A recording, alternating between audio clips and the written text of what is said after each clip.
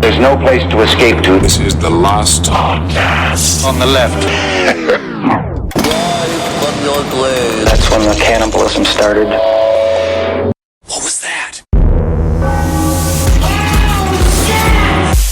I'm going to say, if you ever see a news report that says Henry Zebrowski dies in fiery car crash, it's because Freebird came on at the wrong time. Oh, yeah. Because in Atlanta, I bring the fucking heat to the driving. Absolutely. Right? I drive 10 miles faster than everybody else. I'm fucking gunning it. I've driven with Kia, you before. You see it. But here I got my Kia C-Mist. So as soon as it hits 62, the car starts shaking. So I'm like driving an old rickety like Model T. But I'm going 75 miles an hour. Freebird kicks in. All of a sudden, I'm driving through police barricades in my mind. And today I did the same thing. I missed the off-ramp to exit. So I was just got the fucking solo was kicking into. I fucking went across 4 lanes of traffic just like screaming Freebird. And I was like, what am I doing? I was out of control. Right, yeah. You're like the ugliest member of the Firefly family. That's the end of Devil's Rejects. I believe you just described that. All right, this is the last podcast on the left. It's Firefly family, right? Firefly, yeah. Firefly. All right, this is the last podcast on the left. I am Ben Kissel. We have Marcus Parks. Hey. And then soon to be in a ball of flames, Henry Zebrowski. I can't wait to be gone. Oh, yes. We all are on the same boat on that one. Guys, what does the number 300 represent for everyone? For me, Ed Larson's weight. Ooh, that's actually my weight, too. Is it your weight? I'm losing weight, but it currently is sitting at a healthy 300. I would say a downtrending 300. Yes. But yeah, 300's big. Yeah, this is the 300th episode. 300th episode! Couldn't have done it without all of you. Hail yourselves. Thank you all so much. And now I'm thinking about those muscular people in that movie, 300. Ooh, Yeah. the tall one. I am Sparta. I think that's from that, where I am WNBC, Sparta. Oh my God. Well, speaking of crazy cults, somehow I found the way to get there. Yeah. 300 episodes in, we are finally fully covering, Marcus Parks, your brain must be in a strange place right now, Jim Jones. Oh, we're covering Jim Jones. We're covering Jonestown. This is an episode that I've been wanting to do for years and years and years. We covered Jonestown very briefly in like episode 4, back before we had any idea what we were doing. Yeah, I think we focused on more of the death tapes and things like that. Yeah, we absolutely focused more on those aspects of it, but I'm extremely excited to fully tackle Jonestown in a 4-episode series. All right. Remember this, first of all, People's Temple, no apostrophe. Yeah. Oh. And I want to start this now. What do you mean? Before we're corrected on the internet. People's Temple, no apostrophe. Why isn't it's not the People's Temple? No, because People's Temple with the apostrophe implies ownership. Right. And this was a socialist temple. Oh, don't get me going. Where's McCarthy when we need him? He could have stopped all this from happening.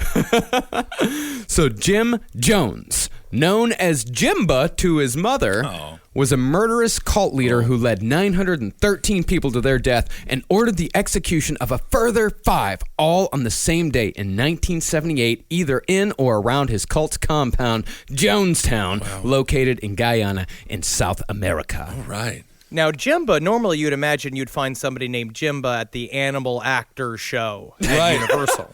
He does seem a little bit Lion King character-esque. Jimba. His cult, known as People's Temple, was somewhat unique in that it was more rooted in a political ideology than in any sort of far-out religious theology. The members of People's Temple, as I said, were ardent socialists. So these are the kind of people that are for bike lanes, for example. When you say political ideology, I'm like, bike lane or anti-bike lane? What are you? There are only 2 options. It is a very interesting group. What we know mostly about Jonestown is the end result. But this cult, this group, started in the 1950s, and it's kind of interesting to see the long-form cults, because this is sort of similar to me to a Children of God or a Scientology, where this was a long time coming. Right. So what's kind of fun to take Kissel's phrase, about these episodes is that you already know the tip of the iceberg, and it's kind of fun to go down to the stanky balls of the iceberg. Is that what they have down there? Is that what the Titanic hit? We hit its balls. So, but now, were they ever registered as a religion? I'm sorry to... They were actually, they were at one point a part of a larger religious group. So they were absolutely... So the government recognized They them. had tax-exempt status. They absolutely did. But like all cults, the ideology that those people shared centered around a single figure, Jim Jones. This is the 40-year saga of crawling into one dude's mind. Yeah. Right. Because that's really what it is that what's a cult? What have we learned about cults from the cults we've already covered? Is that basically it's getting a group of people into one normally dude's brain. And so you're just living Jim Jones' life. Well, I mean, dudes, unless you're looking at Charles Manson, and the most important thing I ever learned from a cult, you can lift yourself up with your butt. Remember when he did that? Remember that in Shinrikyo when he levitated with just his butt? What a guy. Now, the thing to keep in mind this entire series is that what happened at Jonestown was not mass suicide. It was mass murder, and it was not a sudden event. Jones spent years preparing these people for that moment, manipulating them the entire time. Well, kind of like this. If imagine the cult is all inside the brain of one man. It's like when the one man chooses to commit suicide. He then murders everybody else. It's like a deleted scene from that movie. What was it, Inside Out or something? What was the name of the movie? The animated film where The movie with all the child's emotions. Yes, exactly. It's just like that. Is it like that? What was the name of that movie? Inside Out, yeah. Inside Out. It's a great movie. Jim Jones didn't know exactly when he was going to initiate the suicide. He was always ready for the inevitability, though. Kind of like a guy who carries around a wedding ring in his pocket all the time to wait for the right moment to pop the question. That's the next K's commercial. Absolutely. That's what it has to be. For those of you who don't know, on the final day of People's Temple, Jim Jones either directed or forced 908 people to drink grape Flavor-Aid, not Kool-Aid, mixed with cyanide, putting them all through a slow, agonizing death. So now you can effectively, obnoxiously correct anybody who says, oh, I guess he drank the Kool-Aid, loudly and in front of many people in front of your friends. Yeah, actually, back in Jonestown, it was actually Flavor-Aid. You know it was Flavor-Aid. Now, many people dutifully did what they were told, but those that didn't drink voluntarily were held down and stuck with syringes full of poison, or they were just shot in the head by armed guards that surrounded the pavilion where the Flavor-Aid was served. It is estimated that up to a third, 300 people involuntarily met their end in one of these two ways. And that's the absolute highest estimate. That means that at least 600 did this of their own volition. Wow. Now the question is, how did Jim Jones manage to make this happen? I gotta ask, how did Jim Jones manage to make this or allow this to happen? The question. I'm going to tell you. Oh, wow. Well, first, though, let's look at mass suicide throughout history, because mass suicide is not singular to Jonestown. Most mass suicides throughout history were committed to avoid the wrath or rule of advancing armies, like in 1803, when 50 women and children threw themselves over a cliff to escape enslavement at the hands of Ottoman invaders. Now, others were done out of despair, like the mass suicides in 1945 in Germany after the Nazis lost World War II. Rather than face defeat, 7,000 people in Berlin alone took their lives. And these were mostly... Like a bunch of cucks. Oh, my goodness. And these people were mostly civilians. They were not high-ranking Nazis that were looking to avoid punishment. These were people who just could not handle their way of life ending. They couldn't handle being wrong. Right. Again, we have covered this in cults again and again. We've talked about this as soon as you realize your entire life has been wrong. You've allowed a certain thing to exist for so long. You never spoke up. You were just a part of it. You kind of just kept going. Once you admit at some point, oh, wow, this is crazy, I'm not going to commit suicide, that means you've negated years of your life. And so there are people that it's so much easier it's fucked up by that point to commit suicide than to change. And then there's the religiously motivated mass suicides, the most famous of which being Heaven's Gate. Oh, yeah. Yeah. For those of you who don't know, in 1997, 39 people followed a self-made castrato named Marshall Applewhite. You wore his shirt on New Year's Eve, and we have a great Instagram video on Ben Kissel 1. That was a Christmas gift from Carolina. Oh, it was very a wonderful nice. Christmas gift. So that man led 39 people into death after he promised them that killing themselves was the only way they could ride in a spaceship that was for sure riding the tailwind of a comet named Hale-Bopp. Can I ask this question? Do you think it's easier to get a bunch of people to commit suicide if they don't have penises? I guess. I think he thought that. Because my penis is like a reason to stay around. Like, I'm fine with my penis gives me enough enjoyment to myself, even if it's tiny. If you want to know exactly what it looked like there, the last days of the Applewhite gang, Desperate Living. Remember that when she gets the penis and then she doesn't get it and then she gets it cut off because she cuts it off. But the other thing with that Heaven's Gate, they used the Green Bay Packers G. They did. Which was very confusing for me as a child. Still using it to this day. It is very difficult to create your own font. Jonestown is unique in that it's somewhat of a combination of all three of these. But the only thing of those three that were actually real and not a manipulation of Jim Jones was the despair that things just didn't work out. See, People's Temple was not made up of people looking for a reward in the afterlife like Heaven's Gate. The best Jones promised them was reincarnation, and even then, it was more of an afterthought than anything. And they were not supervillains like Om Shinrikyo. They did not want to rule the world or force others to live life like they lived life. The only thing a lot of the members of People's Temple wanted was to be an example to the rest of us. These were people who were honest to God, trying to make life better for themselves and for other people. They truly believed in the goodness of their way of life because at its core, the message of People's Temple was positive. All right. Well, it definitely started positive. That was the whole point. Yep. The whole point of it is that again, that's how you find yourself in the middle of a mass suicide, is that for so long you were doing the right thing. Right. You were genuinely a part of a community that was helping other communities. And I also think there's an inherent difference between something like Om Shinrikyo, which was cool as fuck and metal and trying to take over the world, and then this is kind of closer again to a Children of God / Scientology, where Scientology, what kept that thing together, what kept L. Ron Hubbard together, was the fact that in the end it was about money.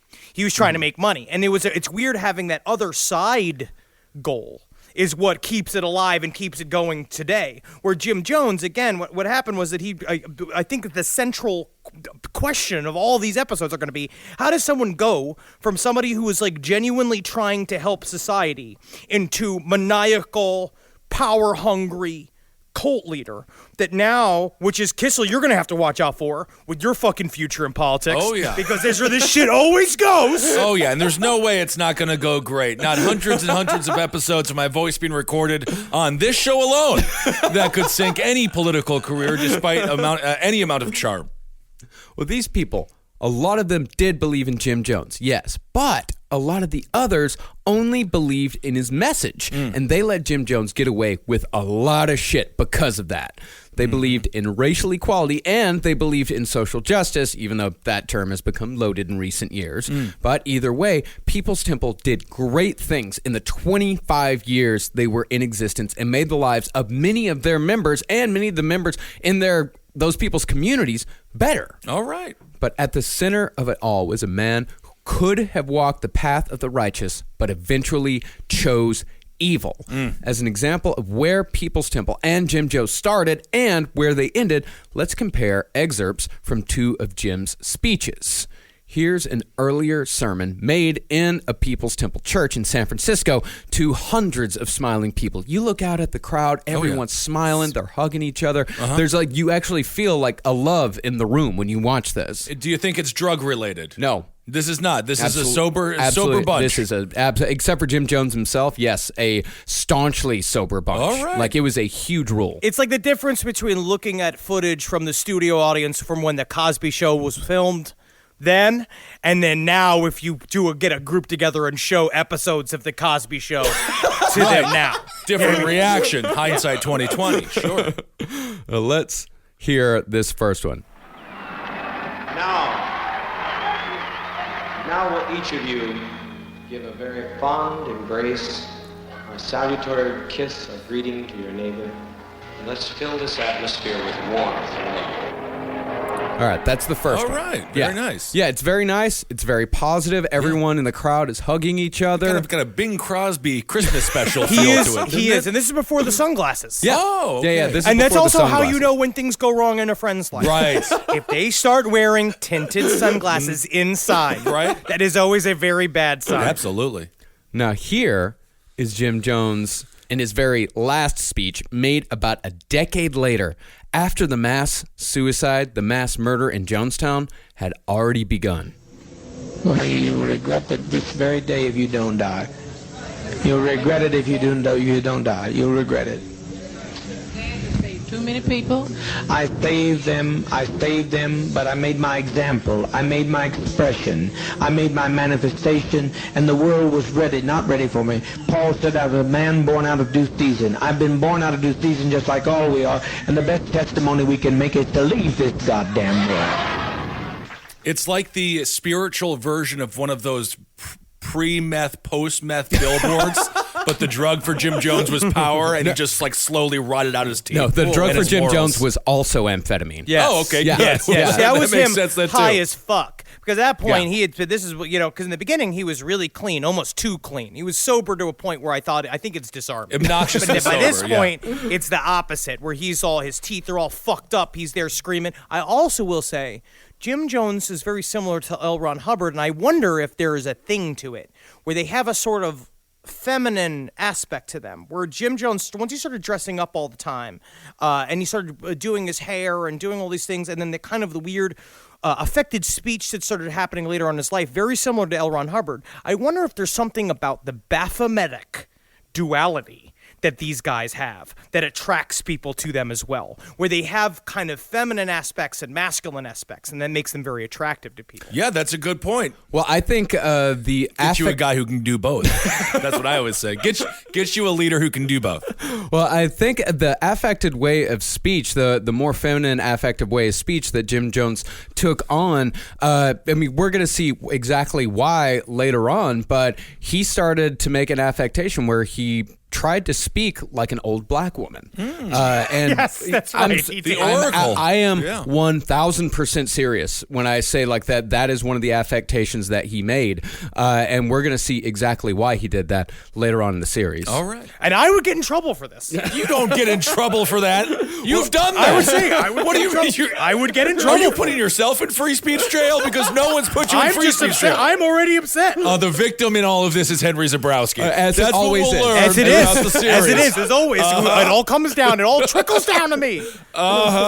See, as we said, I think the biggest mistake about Jonestown that people make, and we've been guilty of this ourselves in our past episodes, is to only examine the end. You look at the end and you wonder how people got there, but most of us don't take the time to understand it. And just like all cults, to understand it, we've got to understand the person behind it. Absolutely. But before we get to the life of Jim Jones, I've got to name my main sources for this episode. The first main source is The Road to Jonestown by Jeff Gwynne, released just last year with the benefit of 40 years hindsight. Nice. It is a fascinating and highly recommended book that is, it's a little more sober and even with his storytelling than the other one that we chose.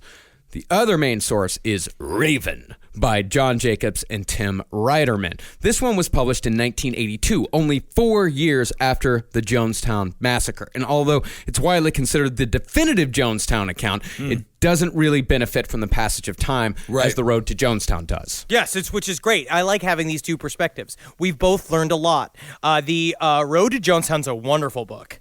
It's been great. And also the documentary Deceived is pretty wonderful, too, because that's from a Christian perspective of the People's Temple. And it's literally just pastors going, what the fuck happened? But also a part of it's like them, I could see the jealousy being like, this guy? This is the guy you like? Right. It's like the fans of Dane Cook. It's the fans of Patton Oswalt looking at the fans of Dane Cook being like, this guy? They're all the same to me. So please, if you want to know more about this story, go buy these books and support the authors. That's The Road to Jonestown and Raven. So without further ado, let's get into the life of Jim Jones and try to figure out how and why Jonestown ended the way it did.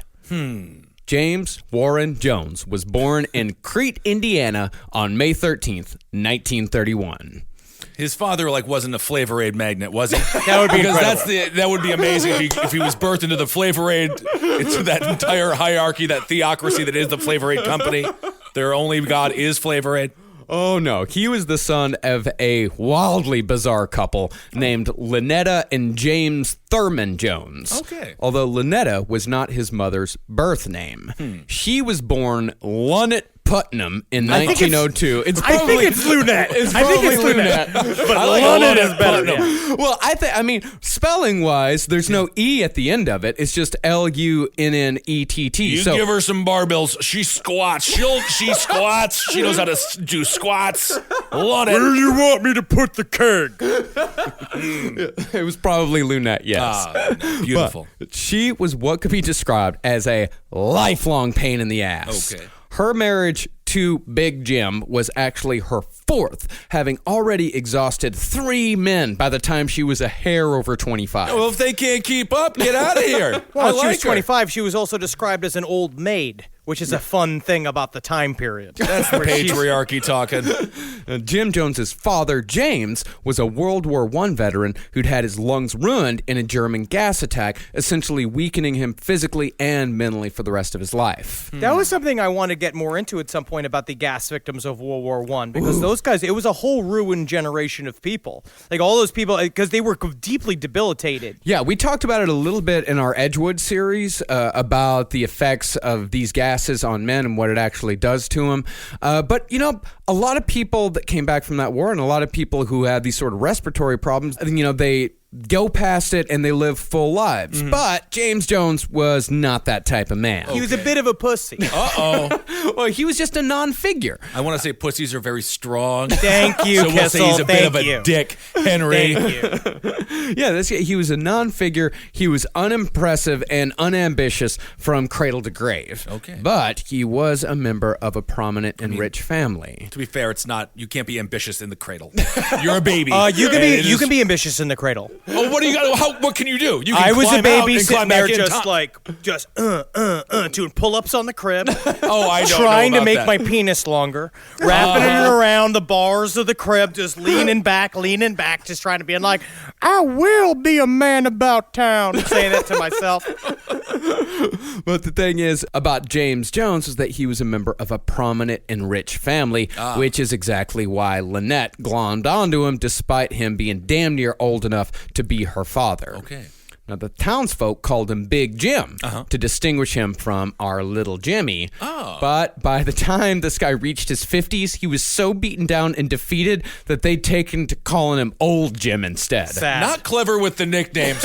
Pretty much on the nose. But he looked like a thinner Steve Bannon by the time because he was just haggard, just sitting on a stool, just wasting away at the card house because it was a dry county that they lived in, so he couldn't even booze it up. No. Right. These are people during the Prohibition. They kept the Prohibition going after the Prohibition had already been rescinded. So he just sat there fucking sober, playing cards till he died. Well, cards and pool. That's fine to do. What's wrong with that? That's a great way to end it all. Just sitting there, for Playing probably cards. the last 20 years of his life, it was just drinking coffee and soda at the pool hall. And a lot of times he wouldn't even play. He'd just sit there. I don't know if you guys understand what living your best life looks like, because I think that might be it. Technically, that is self-care. That would be a self-care Saturday nowadays. Yes, but he was not happy, you don't think? No, he was just whatever. He was whatever. He just coasted through life, not really doing much of anything. Okay. So Lynetta claimed that when she was about to be pregnant with Jim, she saw a vision of, quote, the Egyptian river of death. Well, that's not a good omen. No. That's horrifying. Then she saw herself dying on the cross, as Lynetta had a penchant for the dramatic. Okay. She was a character. Yeah. I like her. Yeah. She said that she was then visited by the spirit of her mother, who told her that it was not her time yet, as she still had to fulfill her destiny of giving birth to a great man. Ooh.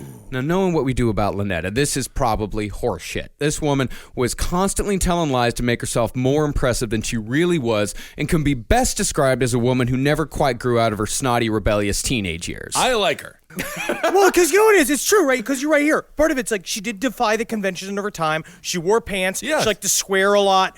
She smoked in public. She was like kind of like in your face kind of person.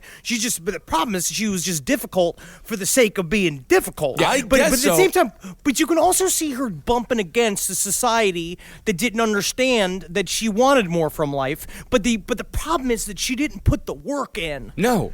To make some changes. She was like my grandmother, very difficult. The times were difficult. Everyone had to be difficult. Everything was hard. Your grandmother was a part of the problem. No, I said my grandmother, who grew up in Minnesota, not my Oma, who was part of the solution to a problem. They were very activist against. They were against the Nazi party. Yeah, Ben, I think you need to be real careful about how you use the word solution. Oh, Solution. my God. I think solution is My very grandfather once very again troubled started term. labor unions all across this world. In Africa, he was a globalist. He considered himself a man of the like world. he was constantly apologizing. He was was constantly everyone had to being Matt apologize. Damon. Well, he could have committed suicide, and then I wouldn't be here. Interesting. Well, let's just get an example of the difficultness of Lynetta Jones. First of all, her constantly changing names. She was born Lunette, but then she changed that to Lynette, and then she changed that to Lynetta. Only thing is, she didn't tell anybody she wanted to be called Lynetta. So she got super fucking offended when people didn't call her goddamn Lynetta. Yeah, Well, I think you gotta call her Lynetta. She took it as a personal offense because when she first met Big Jim's family, she was going as Lynette, and but then she wanted to started calling Lynetta, but they didn't know that. They didn't. So they just kept calling her Lynette. So she took personal offense to that. You gotta find the game within the game. They didn't have Sirius XM. There was nothing else to do. The only thing they had to do was find ways to become upset, to feel emotion. So this was her approach. But it's like showing up saying that my name's Puff Daddy now, but I was just calling you Sean 2 weeks ago. Yeah. She also had apparently a filthy mouth, but this was Indiana in the 30s, so it sounds like their standard for filthy mouth for a woman was just saying damn a lot. She spit a lot too. She liked to spit. Yeah. And she wore pants. Disgusting. I feel like we're being a little harsh on this woman who was just trying to survive in the 1930s in Indiana. She wasn't trying to survive. This was a person who she would so much rather say that she was a great person rather than actually being a great person. You have to say it first. You have to. Michael Jordan said it, I will be the best, and then he became the best. And you know what? Jim Carrey wrote himself a check for $1 million. And We now he know has like this. 100 We all times know that. the goddamn story. So- And now he's deeply troubled. Yes, he now is. he's gone. Well, mentally. he's an egomaniac. That documentary was terrible. But you know what I it thought it is? was good. Is that I get it. You're from Indiana. A part of this whole, what they keep talking about in the road to Jonestown is that in Indiana, the whole thing about is conformity. At this time, it was Go along about to get forever, along. yeah, Yeah, of go course. along to get along Keeping is up- what they say. Yeah, keeping up with the Joneses. You're in there. You're a part of a machine. You're a part of a neighborhood. You're part of a community. So part of it's like, yes, I think it would have been interesting if we're making judgment calls now, fucking 70 years later, 100 years later, however fucking whatever the time period is. But it's like we're making these judgment calls now, but. At the time, it's like, if you wanted to be different, you should have moved to goddamn New York. Not everyone just pick up and moved to New York. Not in the 1930s. That was still the Pony Express era. Am I wrong? Hey, man, back in the 30s, there were thousands of strong, independent women who took life by the fucking horns and made it for themselves. All right. Lynetta just wanted to sound big. She just wanted to be different. That's all she wanted. She didn't want to be great. She just wanted to be different. She was, like, for example, she was a big believer in, like, destiny and reincarnation. She said that in a past life, she'd been a successful writer, a great woman, but in this life, her destiny had been ruined by pettiness and jealousy. She already did it in a past life. I like this approach to it. We're like, been there, done that. Now I'm on to my Cheeto phase, and I think I'm going to get some Flavor Aid. We're looking at the seeds that had been planted into Jimba Jones. Yes. These are the Jimba gets all of these lessons from his mother, and a part of it is the constant blaming of other people.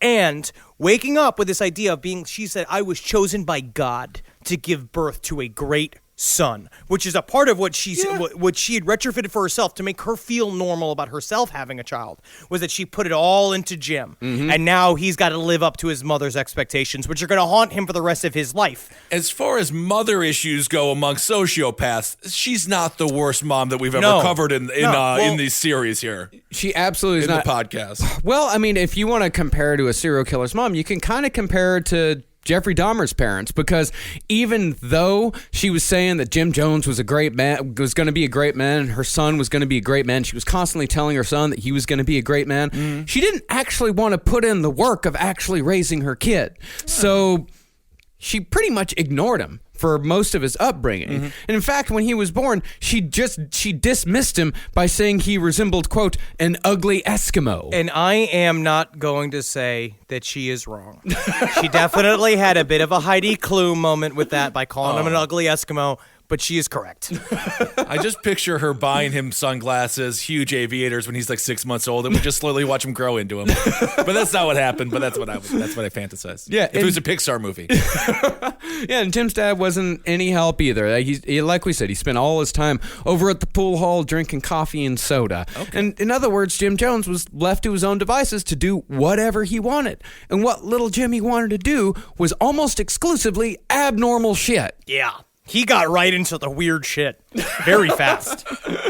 So for some reason, Lynetta would never let Jimmy into the house if she wasn't there. Okay. As a lot of the time, she was on the assembly line over at the old Winchester glass factory. All right. So it was a part of the arrangement with the Jones family was that because James couldn't get his shit together enough to have a job. He couldn't keep a job. He couldn't stay on his feet. A part of it, he had a lack of spirit, right? Where they say a brittle spirit, is that he had it again and again. It's a thing that he suffered from. So the family took them in and saying, like, well, we'll buy you a house and we'll take care of you. But a part of this is that once we have you set up, Lynetta's gonna have to get a job, right, to cover all of this shit. She's gonna have to cover at least some of the house expenses, and we'll take care of everything else. But she didn't want to. She felt deep resentment about it. Well, yeah, she should though, because her husband's playing cards. He's not even drinking. I honestly think if he was getting sauced up, I'd be like, well, okay, he's got a card and an alcoholic problem. She's out there working in the factory. I kind of understand why she's constantly pissed. Yeah, well, it's a 50-50 problem. Yeah. Because she also thought she was better than having a job. Yeah. She thought that, and she also refused to talk to anybody in town. They'd try speaking to her, and she'd turn her nose up at them because they didn't talk about the great things that she wanted to talk about. She's a Roosevelt.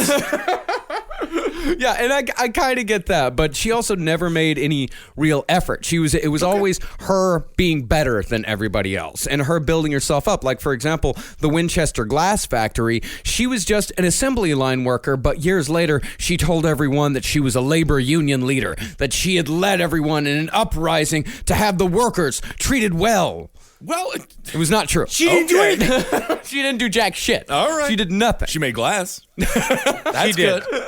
So while she was working, Jimmy wandered the neighborhood and was eventually taken in by a sweet old Nazarene preacher's wife named Myrtle Kennedy, which is, by the way, the perfect name for a woman who talks about church all the time. Absolutely. Myrtle. You want some thin cookies? Yeah. Love them. I made them specifically so you wouldn't like them. All right. She was a part of the Nazarene community, and the part of the Nazarene community is that if you join that church, you can't go to other churches. Yeah. A part it's very devout. They're very sweet, but they were the only group in this small Indiana town that evangelized. Everybody else didn't. The other groups was like the other churches, people would just come and go as they pleased. Right. Yeah, right. I know the Nazarenes. Oh, yeah, they were God botherers, as people called them. They believed that if you did not go to the Nazarene church, you were going to hell. All right. Bar none. So, in Jim Jones, because the Jones family didn't go to church at all. Which fucked up the whole town. Yeah. Because that's what people did. What they of say is course. like because the town knows everybody's fucking business. Everybody's on top of each other's bullshit. So a part of it's that like everybody does the same shit. On Wednesday they all go see the movie in the town square, which is what they actually did. They all go shopping on Saturday, and on Sunday everybody goes to church. And when you don't go to church, you stick out. But little Jimmy Jones started doing it, and he was weird about it immediately. But this is good. So he's understanding religion is a social construct used for economic means, for jobs, for relationships, nothing to do with God. Yeah, and guess what he does? He twists it till he kills 900 people. Well, he only killed 300, and then the 600 did self-kill. No, he killed them. No, like, he he killed murdered them. all of Okay, them. that's a good point. He was. This is once again, Jonestown was not a mass suicide. It was a mass murder. Immediately rolling back every time. Oh, no, that is a good point. Oh, yeah. That is, scale it back. So Myrtle Kennedy saw in Jim Jones a soul to save. So she started taking Jimmy to church every single Sunday, and Jim loved every single second of it. He immediately took to church. And in fact, he was starting to quote scripture back to her, even as a young child, long passages of scripture. He immediately had a knack for this. And pretty soon, though, he started to get curious about other churches. So every Sunday, Jim Jones would bounce from church to church to church, taking notes the entire time. Sometimes he'd go to one church for about an hour and then head to another church to catch the end of that one. Wow. Now, it's very interesting because before the church thing happened, when Right. he was rolling around town, when he'd just walk with dogs following him everywhere because he used to feed him, and dogs used to just follow him where he'd go back and forth. And he met some other little kid whose father was a pilot. And the first thing that Jim Jones said when he met this kid and the dad, he's like, I always wanted to be a pilot. And they're like, okay. So he went and he became obsessed with planes for like 6 weeks and then dropped out and started doing the church shit. But this guy, what he started realizing immediately was, obsessions and things like this is how you fit into society with people. He never once felt the genuine pull towards church or towards airplanes. It was about seeing how everybody responded to the people, the guy is a pilot. Watching the guy as a pilot going to the airport, watching all these people respond to this pilot with respect and giving him power. When he goes to the church, seeing this priest lead all of these people again and again and again. So immediately he's like doing math. He's Martha Stewarting it, watching the holes where he needs to go. He sees the Matrix. He doesn't feel emotions. It's like when a friend starts becoming like a craft beer person. All of a sudden they're just like, now they're all about craft beer and all they ever talk about is hops. And the worst is when they start brewing it themselves and you have to taste it and be like, that's good. That's good. So do we know what he was feeding the dogs? Why were they following him? Any ideas on that? You'll see. Okay. So he's going around church to church, almost like someone at a Comic-Con. Yeah. Just going to find out all the different exhibits and really trying to learn. Yeah, I mean, he was learning the entire time. And like Henry said, he was absolutely obsessed. And that obsession had a huge effect on his behavior and how he thought about things. And since it was obvious he had weirdness in his blood, he started doing weird shit that freaked all of the other kids out. Now, even as a child, Jim Jones was obsessed with death. One night, he took a bunch of other kids on a field trip to the local casket factory. Cool job. Awesome job. The local casket factory, like everyone else in town, left their doors unlocked, so the kids were able to just walk right in.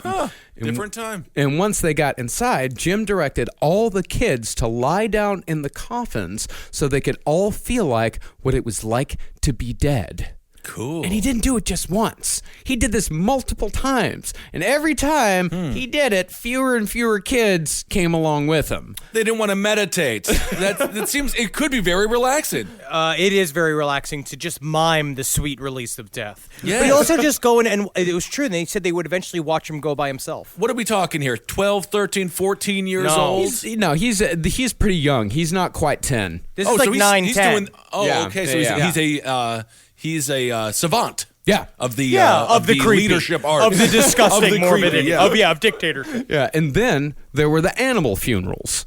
Jim would trawl the town looking for the corpses of small animals, and once he found them, he'd invite other kids along and he'd hold elaborate funeral services, sometimes in the middle of recess.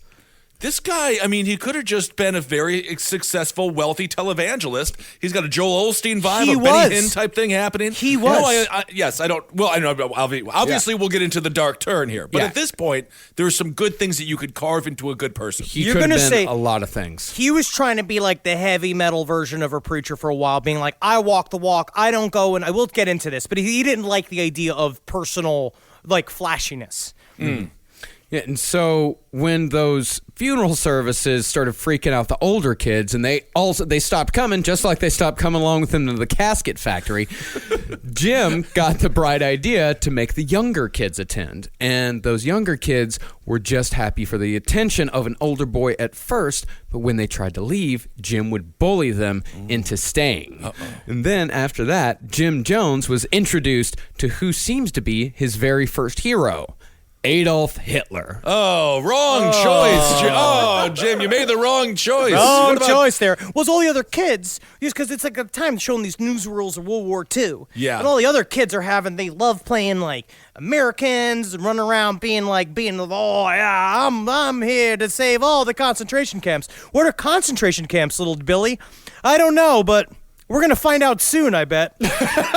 Liberate him. But he didn't ever believe in the ideology that Hitler was spewing. He just liked the presence. It was the style. It was the style. Yes, it was. He didn't go Nazi or anything. Absolutely not. No, he had. In fact, that was Nazi beliefs were kind of the opposite of his beliefs. He just loved the pageantry. He loved the style. He watched Adolf Hitler. He watched how the man commanded a crowd, and the way he commanded the crowd, the way he'd go real low and he'd talk real low and then get louder and whip the crowd up and then bring him back down again. He took notes the entire time, and he saw in Adolf Hitler someone to emulate. And he loved Hitler so much that he formed his own little squad of Nazis. And he pretended to be the Fuhrer instead of a member of the Allies, like all of the reasonable kids did. And when kids his own age, again, wouldn't participate, Jim Jones drafted the younger ones. It is really, really difficult to get those bigger, older kids into the bunker. It does seem like a very strange peanut strip. I can see Snoopy just really getting into Hitler and just leading the whole tribe. P-Nazis with fucking Charlie Brown's kind construction. Jim would take these kids out to a secluded area and direct them to goose step while Jim pretended to be Hitler like they were at a Nuremberg rally. Jeez. And when the kids screwed up, Jimmy would hit him in the calves with a branch. He was about 14 when he was doing this. He would have been an incredible record producer. Honestly, if he wanted to be. He was. Eventually, Jonestown, eventually the People's Temple recorded some pretty good albums. They always do. They always do. And they're always fine. The only one was the Source Family, which we'll do at some point. That was the best fucking cult albums I've ever heard. It's all jammy. It's got that African. It's great. I think my favorite cult musicians of all time, the Partridge Family. They don't get enough credit for what a crazy cult they were. I want to go real quick dive into this concept of his interest in the stylistics and the approach of Hitler. Is that I think that a part of this has got to do with it's a weird form of either sociopathy or what it would turn into some sort of behavior he was always off.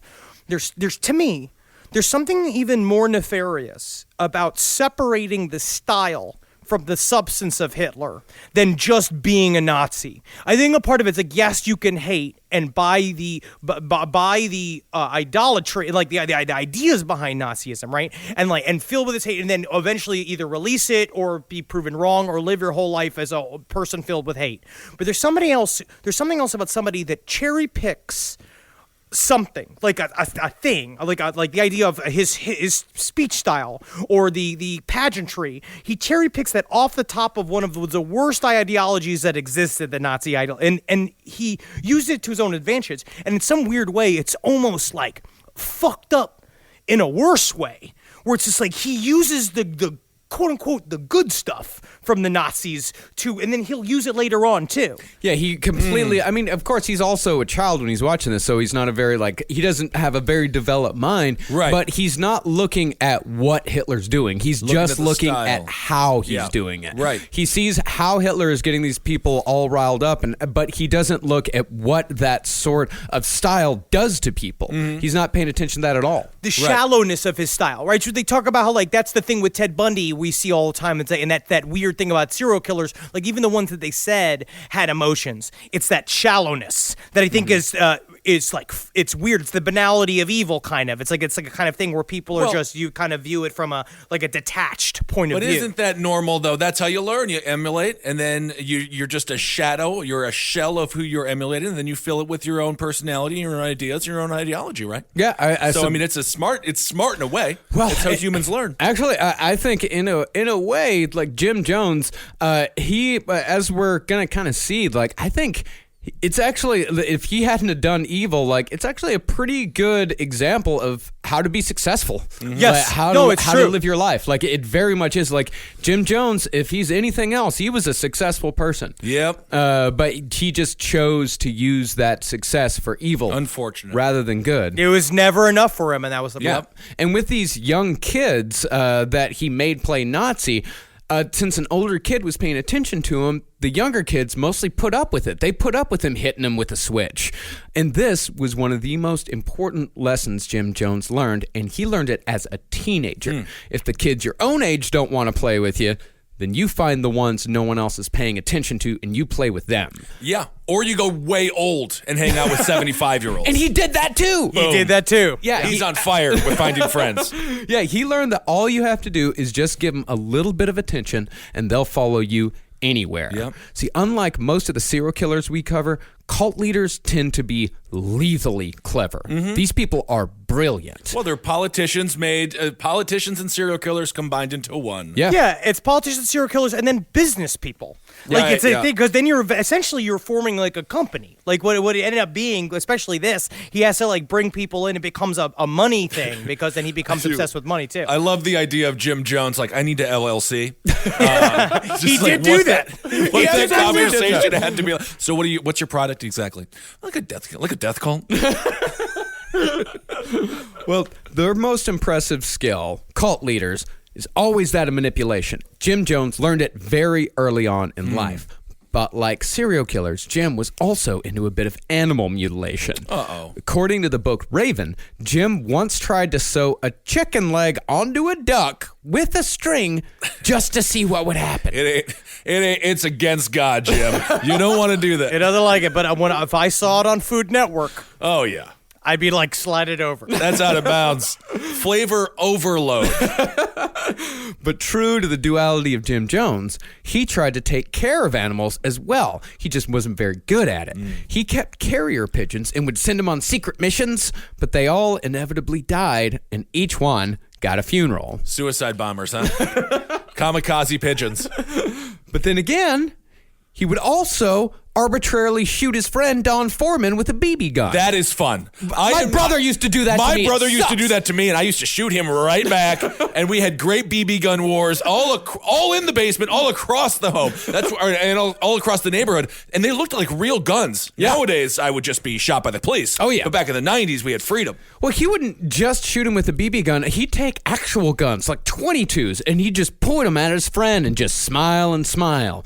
And one time, he actually shot at his friend Don, and this is very telling of Jim Jones.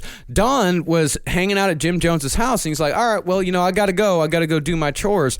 And Jim Jones was pissed off that he would leave, that he would even think about leaving before Jim Jones let him go. So as Don was walking away, Jim pointed a 22 at him and shot it in his general direction and hit a tree right next to the guy, and it hit close enough where bark flew off and hit his friend. Not good. But it's definitely a part of his own his ego was so fragile that he could not do an activity that other people weren't into. Is that if other Right. people were doing if he was doing something he was really into it, if somebody rejected it, it's like they rejected him. And they would reject the thing. Like, because you didn't like what I was doing, I'm taking personal offense because that means like you're rejecting me. We're just being like, no, he just didn't want to play with the fucking chicken leg attached to the duck anymore. Well, it seems like a fun thing to do, but This is something throughout his entire life. If someone didn't want to go along with what Jim Jones did, he would consider it a personal betrayal. And that would happen every time someone tried to leave his church, because people were coming in and out a lot. And every time someone tried to leave, he took it as a personal betrayal. did he sew a chicken leg to a turkey every time he was upset? And then eventually Guy Fieri picked it up. That's what happens. It turns into, that's the first lazy version of the turducken. Guy Fieri. But yes, and by the way, R.I.P. American Grill. Yeah. I went there the final day, December 31st, and you could tell the wait staff was happy to be done. But Yes. it was sad. It was sad. Well, then again, from a young age, Jim Jones seemed to have a genuine interest in equality and social justice. As a teenager, he'd go over to the side of town where all the black people lived. He'd stand on a street corner and preach about everyone being equal in God's eyes. and people listened. Because remember, this is Indiana in the mid-40s. There weren't a whole lot of white people coming over to the black side of town for any reason. It was, and I believe still is, the Klan capital of the country. It's pretty fucking awful. And it wasn't just a white person coming over to their side of town. It was also a white person coming over to preach racial equality. And although I do think Jim Jones truly believed in racial equality, as many of his followers did, as all of his followers did, I think Jim Jones may have also seen in this a path to power. He saw injustice, yes, but he also saw people that nobody else was paying attention to. It was very smart. He realized both. It was like his own personal politics mixed with this. And then what is a stronger game than a thing that you do believe in yourself? It's not horseshit. So the very bottom of it's not horseshit. You don't have to spin horseshit. You do believe in what you're doing, but at the same time, it's going to help your bottom line. You find a market. Yep. Yeah. An underexploited market. And that's one of the biggest complications in the story of Jim Jones. I do think he had good in him. I do think he did. At times in his life, he genuinely cared about others and helped them in astonishing ways, especially when it came to race relations. But considering how things eventually played out, you got to ask yourself, did Jim Jones truly try to follow his good intentions but still lost to evil? Or was he always a sociopath who just saw a situation to manipulate? And I think that's the question we'll wrestle with this entire series. But I think it's very interesting. I don't think people that are good all the way through ever really end up here. I think in the end it's got something to do with the shallowness of his choices to begin with, and we'll get into this. I'm interested to see when the turn came, because at this point, it seems like we have potential for an actual good leader. So much potential in him. He is a very disappointing figure. So let's get back to Jim's childhood weirdness. He somehow had an extensive knowledge of sex, which joined religion as pretty much the only two things he talked about, although no one really knows how he got the sexual information or if any of it was correct. Now, I feel like it may have come from his mom. Because his mom was super into sex and talking about uncomfortable subjects. So I think maybe it came from her, which has got to really fuck you up later on down the line when your mom's making you all horny. You know what I mean? Like it's the David Berg shit. I don't think you're supposed to get aroused when you have the conversation with your parents about sex. I don't think you're supposed to, but as Henry just said with David Berg, sometimes you do. I don't know. Like it a little bit more than the rest do. Maybe they were talking about it in church also. Sometimes church broaches the subject. God, no. I mean, what they say about they do. They used to in my church. We had sex ed. It was very weird. Very weird. Well, what they said about, what Jeff Gwynn said about Indiana in the road to Jonestown was that, this was a farming community. Sex was everywhere. I mean, you saw animals having sex with each other all the time. Chickens fucking dogs fucking cats, cats fucking people, crows fucking crows, because they are racist. I love crows. Yeah, and these are houses with very thin walls, sometimes houses with, mom and dad in the same room as the kids. So sex was definitely heard. It was definitely seen, but it was not talked about. Well, yeah, and it really wasn't like a Red Shoe Diaries level. It was definitely like a guy named like Father Ted being like, all right, Mary, roll over. All right, Tate. Red Shoe Diaries. That's a wild credits. And that's the credits. And that's an entire Red Shoe Diary. And then if you go back, David Duchovny was in it. I forget the name. Was it Shannon Tweed? Yeah, Shannon She Tweed. was a regular on the Red Shoe Diary. I feel like on the farm it's called Red Hoof Diaries. Could be. You're on fire. Well, Jim Jones also, according to childhood friends quoted in Raven, had a real big honker going. I can see What do you mean? Hold on a second. What? Big honker. He had a real pig's hog. Yeah, he had a set pig's on. leg down there. Yeah. And Jim would also convince the other kids to have literal pissing contests. But Jim always won, and it was said he could pinch his peen in such a way as to get the stream up over a rooftop. Now, Lynette, is it Lynette? Lunette? Your child, I've never seen a child urinate the way that your child urinates. He's going to be a leader. I told you my son's a great man. You know that when the doctor first showed me to him, I said, let's check this out. And I could fit a whole dime in his urethra. Now, his weirdness continued on into high school, where he took his mother's example in bad social habits and wouldn't speak to anyone unless he spoke to them first. Okay. He was also one of those weird kids who wore his Sunday best to school every single day. He was a school character. Like, Yeah. that same thing where it's very similar to Jeffrey Dahmer, where he got his attention any way that he could. So he would dress up every single day like he was going to church. He would hold funerals during recess, and he would talk about Jesus all the time. Honestly, I would have another situation where I would have been friends with him at this point. Yeah. Without a doubt, I would have just been like, "What can I do, Jim?" He'd be like, stand there, look fat. I'd be like, "I can do that, Jim. That's my Jim, best. I can do that. That's what I do best." Now, did he wear one outfit or multiple Sunday outfits? Because that makes a big difference. Well, it was slacks and a white shirt. I'm sure he had more than one. Okay. Because he was always clean. He wasn't like, a dirty kid who, just wore the same shit over and also over again. dressing like a Target employee? Did Target look at that and be like, "That's going to be how we dress all of our employees"? And sports-wise, Jim was terrible, but he'd always be down for coaching a team. And he did have a knack for organizing. At 14, he put together a basketball league involving all the surrounding towns. He took stats. Everybody loved being a part of it. And it was successful for a while until Jimmy led a puppy to a trapdoor and let it fall to its death during a league meeting. Well, what the heck? No one really knows why. They were all hanging out. They were having a league meeting. And Jim was like, check this out, guys. Hey, guys, look. You ever seen an episode of Mr. Bean? I don't. You know, doesn't Mr. exist Bean yet. can live through anything. He can do absolutely anything. And you ever ask yourself, can a puppy live through anything? I just don't. I named him Mr. Bean. I mean, Now let's see if he survives this episode. Mr. Bean falls down the stairs. I'm just here to learn pivots and how to shoot a basket. But he also he's kind of like Rushmore. Yeah, just kind of trying to do whatever, All right. But after he pushed a puppy down a trap door, no one wanted to play for Jimmy anymore. What's the point of these trap doors? You always hear about trap doors. Why? It's a goof? For trickery. What's the point of a trap door? Trickery and if you got to get rid of a bunch of pumpkins in one go, like the pumpkin sale didn't go well. Oh, we got to take it back out the door. No, put them to the trap door. I don't know where the trap door goes. We've heard about trap doors our whole life. I have no idea what's the point of a trap door. Anyway. Trickery. For what? Trickery, yeah. Yeah, but why? Why build it in? Why? Bandits come in. You got to have a place to go. All right.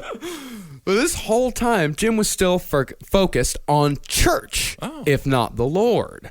Although he was fascinated by all the different services, he was most attracted to the apostolics. Now, apostolics are one of the crazier sects, known for laying of hands and speaking in tongues. Apostolic sounds like an adult It sounds like a XXX film set to like Bethlehem and like the wise men are involved. It's the apostolics. Apostolics. Apostolics. Yeah, apostolics is a totally different. Yeah, this is very strange. Well, I've never heard the goddamn word said. I just read it. All right. No, I think you're right. Yeah. I like where you took it.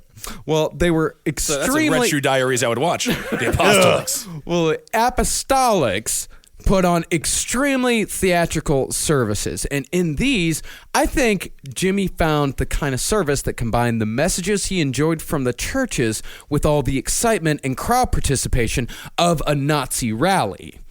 But the biggest contradiction was Jim was never really all that interested in the concept of God itself. Like I said, he was not concerned with the why of preachers and churches. He was more interested in the how. Well, it's because his mom was an atheist. And she was a very rare atheist at the time, too. And because his father said nothing, she just pumped this kind of stuff into him. So he came out, and I love this concept of he hates the sky god. Ugh, yeah, that's what he would say, is that he didn't care about this sky god. He was extremely condescending with all of this shit. He was, you know exactly who this guy is. He would have done great in college in 1997. Absolutely. Christopher Hitchens and he could get along and talk a lot. Oh, yeah, he'd Hitchens. spend a lot of time on Reddit these days. Yes. Well, a bit of a war hawk, Christopher Hitchens. Other than that, I really appreciated it. Yeah, Jim Jones, I mean, he was more interested in the actual teachings of Jesus, helping the poor, sharing and living equally. In other words, the inherently socialist nature of Christianity. Sure. In fact, Jim Jones, he was an atheist as well, which is one of the reasons why he took a little detour before becoming a man of God. And while on that detour, he would meet his wife, Marceline. All right. Marceline seemed nice. Marceline seemed very nice. It's a great name. I like Marceline. I don't think I've ever heard that as a name before. I haven't either. It's a very nice name, and she was a nice woman. Okay, good. So in 1947, Jim's father died of respiratory failure. By this time, Jim and his mother had already moved on to Richmond, Indiana, leaving old Jim behind as if he never meant a thing to him, and he probably hadn't. And the saddest thing is his father died the same day he finally got 4 aces. 4 aces in one hand, and he passed away that day. And Kenny Rogers was actually playing the game with him. Oh! And he went, oh! Like, and then he started scribbling it down with the quill. But they're like, what you writing, Kenny? The best song in the world about doing dumb shit. Do you think how suicidal is Kenny Rogers having to sing that song, or do you think he's come full circle now, where he appreciates the millions and millions of dollars it's brought He in? loves that song. Yeah. He loves that song. Yeah. Unironically, he knows. Okay. It paid for his entire puffy face. Everything. It's just filled with stem cells. But it is good. They got to know when to fold them. Now, neither Jim nor Lynetta attended old Jim's funeral, and in the last years of old Jim's life, Lynetta took multiple lovers. But even so, old Jim still got a big tombstone with his wife's name etched next to his in the vain hope that although she left him in life, she'd join him in death. Okay. She did not. She did No, not. she All did not. right. They literally just acted like he didn't exist. As soon as Yeah. they both left town, they were just like, fuck it. And then he just died alone at the pool hall. Yeah. Yeah, his epitaph is, I mean, it's for some reason one of the saddest I've ever read. It just says, You got to know when to hold them. You got to know when to fold them. I didn't know when to hold them. it just says, everyone in the world is my friend. That's so sad. That's so sad. But it's also sweet. If everyone was It's his not. friend, then it would be really nice. It's very, No. it's If, very sweet, but If it was like Bob Barker's tombstone. Yeah, Not yet. because he had Not many yet. friends. He had many friends. Did Bob Barker die? yeah, No, he did. Yeah, he Oh. died, right? I think. I think he committed suicide by cop. I'm not really sure. He I did don't something know about weird. that. Over the Plinko? Yeah. But he did, he just sat at the bar alone. He had no real friends. And that's kind of reminds me of you remember the movie Barfly?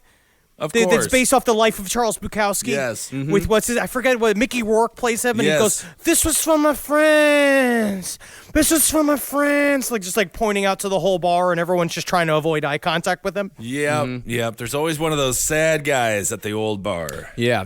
One thing they did do though, they did not bring Lynetta back to Indiana because she did die in Jonestown before the mass murder. Oh, But okay. she did die in Jonestown.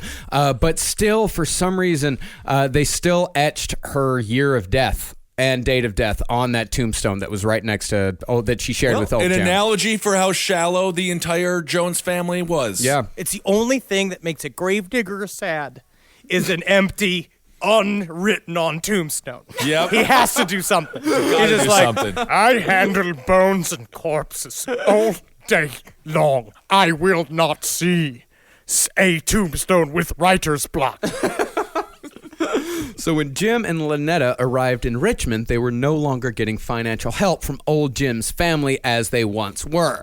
So Jim had to get a job alongside Lynetta, All right. and he got a job as an orderly at Reed Memorial Hospital. And he turned out to be surprisingly fantastic at this job and seemed to relish in taking care of the most disgusting aspects, like cleaning up vomit, moving around dead bodies, and disposing of amputated limbs. Someone's got to do it. Yeah, someone's got to do Absolutely. it. And he saw the gap of being like, if I go do this with a smile on my face, I'm going to work my way up really high in this hospital. Sure. Yeah, and Jeff Gwynne, he wrote that Jim would even make things like changing adult diapers and giving sponge baths. He'd make them fun. Well, how could you? He'd just have fun with it. I'm going to Whistle. say this. Honestly, in any other context, I don't ever really want an orderly who makes sponge baths fun. It's like not? having a funny dentist. I don't need a funny dentist. Ugh, I Because it's hate just a something funny about- dentist. like a funny I dentist. hate a funny dentist. It can be fun. The experience, you But should have honestly, a laugh. Once I'm so fully debased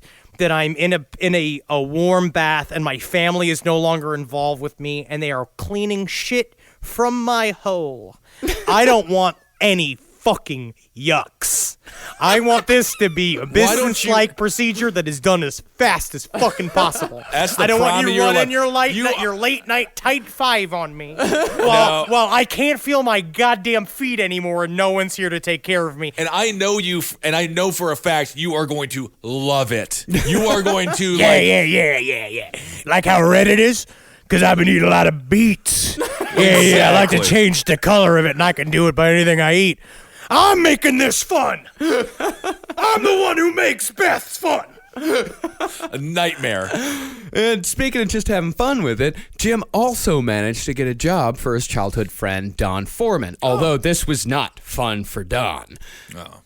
Jim picked right back up where he left off in torturing his old friend. He knew Don was deathly afraid of the dark, so Jim made sure to assign him shifts in the darkest depths of the hospital. Conquer your fears. I don't know, man. Because he's also At this your point, I have learned only... Well, other than the small animal mutilation, but at this point, he's not the worst guy on earth. guess- His mom no, isn't that bad. I feel worse for his father. Yeah. I know he's married. He's taking care of the elderly. Jim, I just gotta say, been a long time, been a long time, been friends a long time. It's really been great just being around you. Thank you so much for the job, but I feel like maybe we could deal with a little bit less of the punking, a little bit less of the pranking, and maybe we could just be like normal friends, you know? Shut the fuck up, Donnie. See that light switch over there. Why don't you go turn that light switch? Just turn it to off. But I kind of said something here, Jim. I said how, like, maybe I don't really want to do something like that, you know what I mean? Because sometimes things give me heebie-jeebies about being in the dark, you know, so... Just turn it off. I don't really understand what I'm supposed to be learning here, Jim, but I don't really understand. Gotta go. Oh, no. And another time, Jim made Don go into the room of an old man who had elephantitis of the scrotum, just to make him squirt. Now listen, These Jim. balls were so big they drug the ground. Now Oh, listen, my Jim, goodness. I want to say just straight up top again, thank you for the job. It's been, again, a really long time, friends. It's fun to be around you. You really know how to yuck it up. You dress nice, but I'm not really comfortable in front of an old man with regular balls. I don't really want to be in front of a man with big, grotesque, deformed balls. Is that just me? Maybe I'm being difficult. Maybe I'm being judgmental. Yeah. You see that light switch? Yeah. Turn it off. Oh, anything could happen to me now. As soon as it's dark. Elephantitis. Oh my God. There's that. Is you ever that BBC show? I think it's just called Strange Bodies. Yeah. Or it is. I saw an elephantitis of the balls, and yeah. my God, that looks painful. It looks extremely painful. Yes. Wow. But even though Jim spent a lot of time fucking with his friend, he was fantastic with old people. Jones was excellent at bedside manner and could make even the most difficult patient smile. Aww. Years later, he would use these skills to attract elderly people to his congregation, as elderly people actually made up a large part of people's temple. See, Jim Jones took every single experience in his life, paid particular attention to his strengths, and used every single one of them. He was constantly learning what worked and what didn't. Almost like a sociopath, which is the reason why they talk about CEOs of companies showing like signs of psychopathy and psychopathology, is because you have to be able to so good at commercial. So you can't be wrapped up in emotions and shit in order to do stuff like this all the time. He was so capable that it's scary. Yeah, absolutely. I mean, this guy, he turned out to be evil. He absolutely did. And that's one of the tragedies of Jim Jones, is like using these skills, he could have very easily been a great man. Yeah, it seems like he's doing some good service at this point. He really is. So it's while working at the hospital that Jim met his first and only wife. And although she would be far from his last lover, he would be her first and last, as far as we know. That's all she needed. Now, Marceline Baldwin came from a stable Christian family that was often involved in local politics and civic matters, which Marceline would use to great advantage later on. Okay. Now, she did have a bit of a wild streak in her, but again, in Indiana, all that meant was she once, as Gwen writes, shocked her family by saying she was going to vote a straight Democratic ticket. Oh, my heart. Oh, my heart. She also seemed to not show much interest in boys. That is, until she met Jim Jones. He's a man. See, Marceline was a nursing student, and one night she was tasked with preparing the body of a woman for the undertaker. and which orderly should help her but Jim Jones. So perhaps somewhat prophetically, Jim and Marceline Jones, who would together lead 909 people to their death, met over a corpse. Wow. Yeah, and he just made it fun. He did. Because He he'd had go up fun. to the Fun. corpse and he'd probably be like, oh, look, it's like she's alive. And then he'd pick her up and dance her around. He's like, oh, this is like that Tom Petty song. Yeah. Oh, look, look, look, look. And And then she's like, Jim, you are the living end. And then Am I partnered with Kevin Hart? Because you've just made this fun. And then the Undertaker came in and pile-drived her and tombstoned her. See, but Marceline, she's an extremely complicated woman as well, as we'll see. Unlike Jones, Marceline did not want all of this to end in death. And in fact, she tried to stop him in the end. She believed in the message, and she believed in Jim Jones.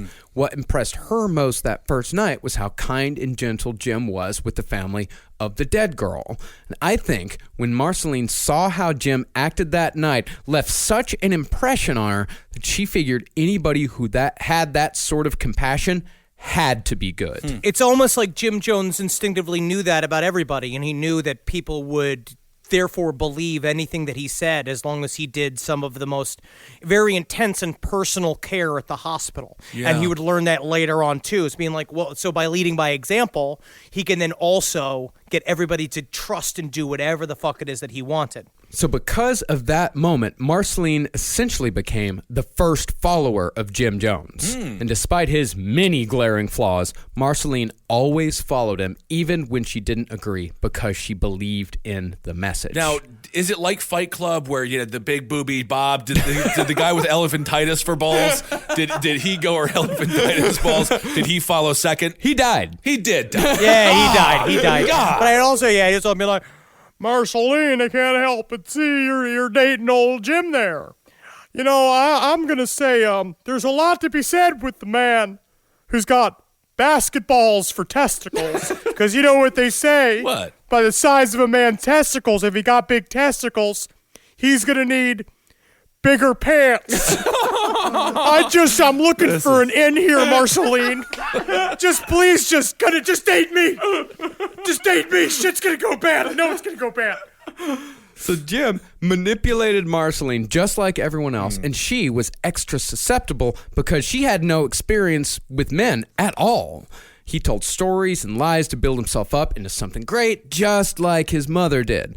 Jim told Marceline that he quit the high school basketball team because the coach was racist, even though Jones was never a part of the basketball team. And he also said that he walked out of a barber shop with half his haircut for the exact same reason. All right, he's a hero. Well, no, that's what he did. Again, it's when your relationship's formed on a lie, and then this shit wouldn't come out until years into their relationship. Yeah. That she started seeing that all of those stories were horseshit. Yeah. Ah, yes. Marceline's family, however, was not as impressed with Jim Jones as Marceline was.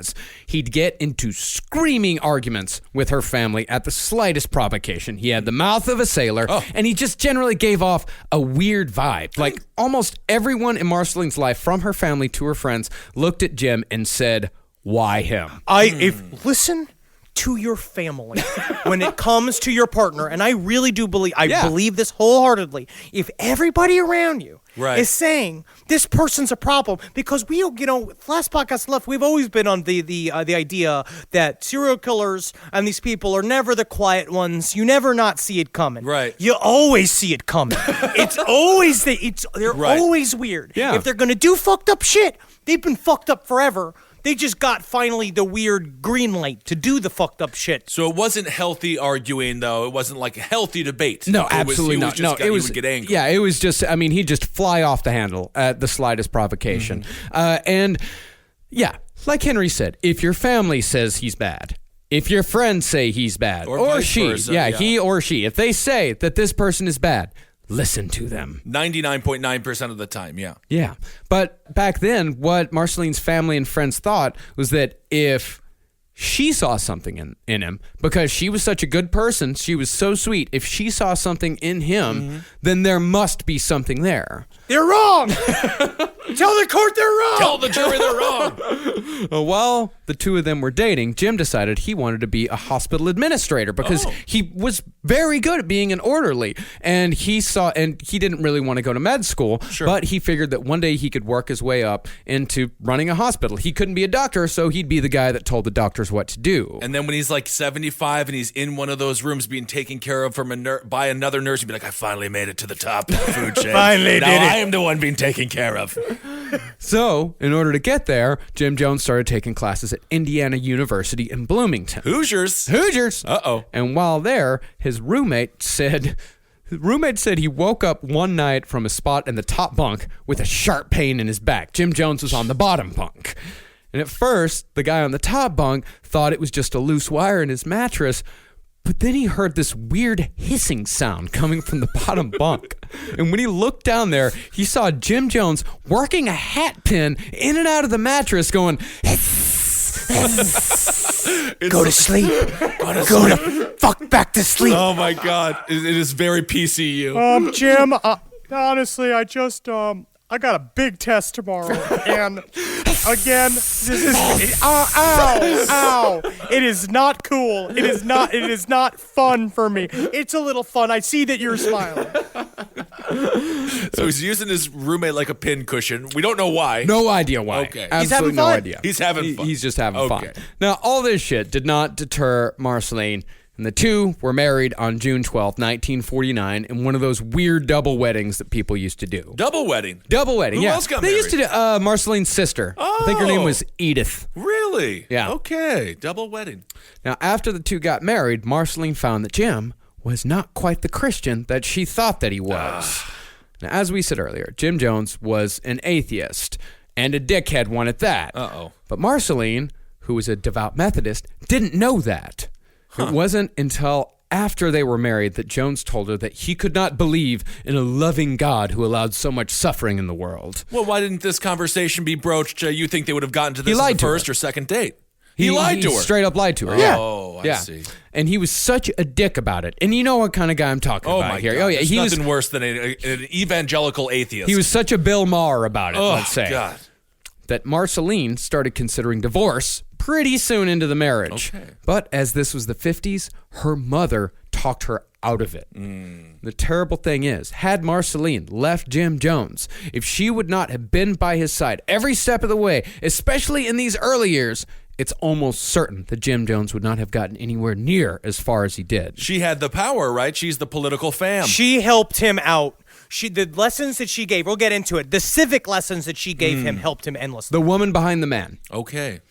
So if Jim Jones was an atheist, why did he become a preacher? The answer... It's almost like preachers are liars. No way, Kissel. The answer is socialism. Oh. Jim Jones was a socialist in that he believed all things should be shared by all people, but wasn't so much of a socialist in that he thought the decisions shouldn't be made by anyone but him. Right.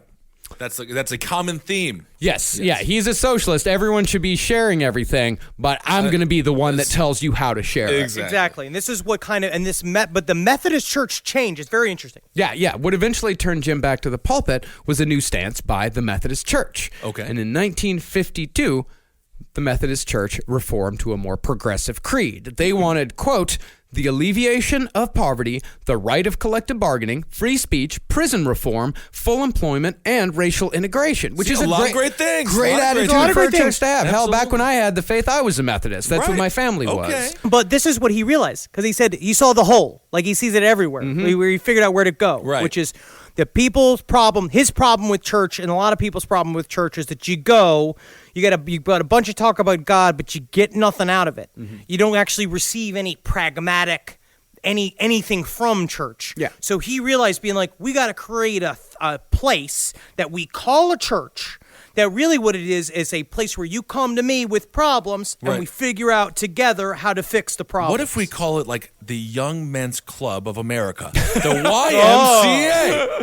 Yeah, see, Jim, he saw in the Methodist Church, in this new creed, he saw a path to the socialistic society he'd always Sure. wanted, and it didn't matter that he had to use God to get there. Right. Which again showed the shallowness of the choice of just being like, oh, I'll just be a preacher, which is in the end, you are supposed to believe inherently that the preacher believes in this shit the most. Yeah. So just taking that, what I'm going to say is that central lie, which is in the lie of the hearts of many of these fucking piece of shit priests and preachers, is that it's that a gradual separation between the person you're pretending to be and the person who you are is what's going to cause massive fucking problems for you no matter what, and it's going to make you inherently a corruptible and bad person. Sure. Yeah. So in trying to find his voice as a preacher, Jim started visiting black churches, and he liked what he saw. He loved the energy, the singing, the fact that there was no time limit, the welcoming atmosphere, everything about it. It's Right. what he had always wanted in a church. And again, he saw something he could take advantage of. But the time wasn't quite right just yet. He still had more to learn. And where should he learn it but the revival circuit? All right. Now, even though they don't really exist in America in the form or size that they once did, revivals were an important part of American Christianity for decades. Oh, yes. Yeah, this is where the whole, evangelical megachurches come This is where from. they push you over. And Yeah. they're like, the Spirit did it. But I know I had to do that. Yeah. I had to fall over. And then he pushed me over. God, that must have been It was so a hard, trick. where he pushed you once and you 300 What? pounds just staring at him and be like, why you push me? What? And you're like, and he's like, fall over. Yeah. Fall over, Benjamin. You just got to pretend. It's like wrestling. It's like wrestling, Ben. I did. That's exactly how I thought of it. And then my parents were very pleased. But back in the day, revivals usually consisted of traveling preachers either setting up outdoor tents or renting out large halls to preach the Lord, and they tended to be a hell of a lot more exciting than your regular Sunday services. This was Right. entertainment, but also entertainment in the name of the Lord. Right. And one of the main features of a revival was faith healing. Preacher would find a person with an ailment, call him up to the front, yell at him a lot, Right. and poof, the person would be cured. If that could happen, no one in my home would ever suffer a sickness. If we could just yell it out. It would be terrible for the pharmaceutical and hospital industries. Yeah, and Jones picked up on all this right away. Now, of course, these healings aren't real. Sometimes a person might be quote-unquote cured, but in all cases, it's psychosomatic, and most often it's temporary. You get an adrenaline rush because you're on stage, Yeah, you're you're meeting on your stage. idol, and a lot of times they get more hurt because you're not supposed to be freaking walking. Of course not. And jumping up and down. Good Lord. And when it's a big healing, like a person standing up from a wheelchair and zooming around the room, that person's a plant.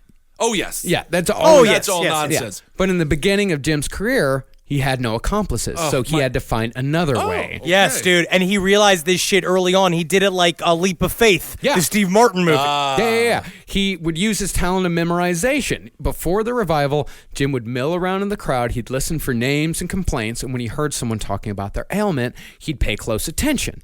Then, when he went on stage, he'd wait until just the right moment, then call out the person's name along with whatever it was that was bothering him, and he wouldn't be able to, quote-unquote, heal at first, but pretty soon, wherever he went, he left behind stories of the amazing mind-reading preacher.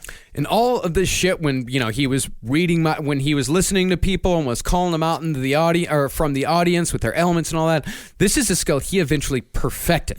Now, this is him doing the same trick in one of his sermons about a decade later. All right. Sister Ingram, you're concerned about the losing of your sight. You've told me nothing about your condition. Is that correct? No, I haven't. You're not able to see me clearly. Things just blur to you. You have to stumble around lately through crowds and are not able to see even people's faces close up to you clearly. You know what I think is interesting, too, about the book? The book kind of made me realize, because I never really thought about the relationship between the revival churches and the legit churches, is that when he went to go work for the Methodists, because he wanted to be a Methodist pastor, he didn't have the juice to get it going. Basically they say you have to kind of go build your own congregation, Right, and then bring it to the church, and then we essentially buy it like a Burger King, like you do one of those installment companies. And it's Revivalist Church is kind of like the open mic circuit for stand-ups. Yeah. It's you go and learn your bit. doing the revivalist churches, and then you take it to legit church. That's what you're supposed to do. Right, like what we did with the podcast. Yeah, absolutely. But the Methodist Church, the establishment did not want Jim Jones. They didn't like him. Yeah, well, because it was always on his terms. Everything was always on Jim Jones's terms. All right. Yeah, because that's the thing, is that all this spectacle, it did not sit well with the Methodist Church. Now, we don't know exactly why he was kicked out. The Joneses said it was because they were trying to integrate, and the Methodists were, they just weren't receptive to it. The Methodists say that it was because Jim Jones was stealing from the collection plate. But, I mean, really. Oh, yeah, because that feels like, because that shit could kind of like, you see these little whispers at the very beginning that Jim Jones kind of is like taking money to do some shit that he says is for the church. Right. And there's a lot of rumors coming this way, but he covers it with saying, well, they just don't want to integrate fast enough. Well, was he using the money for good? Did he have a Robin Hood type It may have been, going here? because he did do that for a while. Well, Jeff Gwynne actually makes a pretty good point in that, like, it's neither one of these are probably true. It was probably just like kind of an amicable ending, but of course everybody, because 25 he wasn't a maid. Well, the thing was is that like Jim Jones, and Marceline Jones, they said that at first to, of course, like save face, and then it wasn't until like decades later when the FBI really started looking into Jonestown that the Methodist Church said like, oh yeah, he was stealing. He's a bad person. I see. Yeah, it wasn't. Unlike the church, they don't steal. He just didn't have the juice. Yeah. He didn't have the juice. Yeah, he showed up and he just wasn't well enough. It's politics. Every institution has politics. So you have to be around. Your face has to be in the mix for a while until you're pulled into being ahead of a church. Yeah. But either way, Jim Jones parted ways with the Methodist Church and struck out on his own to the impoverished inner cities of Indianapolis, opened up a storefront church, and named it Community Unity. All right, is that a rhyme? That's a rhyme. Community Unity, Community Unity. And because Community Unity was in the inner city, Jones's congregation was almost entirely black. Now, Indianapolis in the 50s was not a violent place, racially speaking, but it definitely wasn't progressive either. Separate but equal was the law of the land in Indianapolis, and while white people didn't actively harass black people like they did in, say, Alabama, they didn't particularly want them around, nor did they give a shit about their well-being either. The white leaders of the city would at least meet with black community leaders, mostly pastors, and the white community leaders would give lip service, and they'll tell them, we'll see what we can do. But nothing ever changed. Right. I think the term was that access does not equal accountability. Yes. That was like the kind of thing that they basically would just give them access and they'd be like, you see, we listened to you, and then not do anything. Right, which is almost And so worse. essentially, like, they needed someone to come from the inside the system out to fix their shit. Yeah, and Jim Jones, in this respect, I got to give him credit. Whether it was for truly altruistic reasons or not, Jim Jones did a hell of a lot on behalf of the black community in Indianapolis during his time there, even though it did start off small at first. This is how he built his congregation. He'd start off the sermon by asking people what was bothering him. The example Jeff Gwynne gives in The Road to Jonestown was of an old woman who was having trouble getting service from the electric company. Now, even though she was still paying all of her bills on time, she could never get anyone to come out to fix the blackout she was having. Right. So Jim Jones sat down with her and the rest of the congregation, and they outlined all of her grievances in a letter.